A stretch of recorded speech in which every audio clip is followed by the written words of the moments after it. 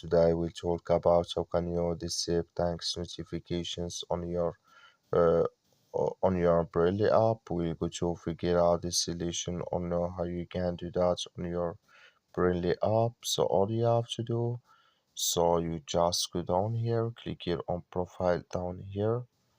You just click here on profile. It's going to take you to this list.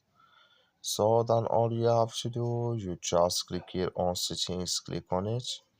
When you just click on settings, it's going to take you to this list. It's going to show for you like this here.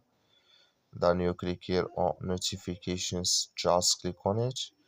So then it's going to take you to this list, and all you have to do, just come here to thanks. So then you click here in this sign or this color.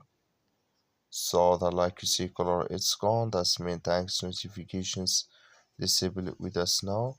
That's all you have to do. That's all. Thank you for watching. Don't forget to support us by liking and subscribe.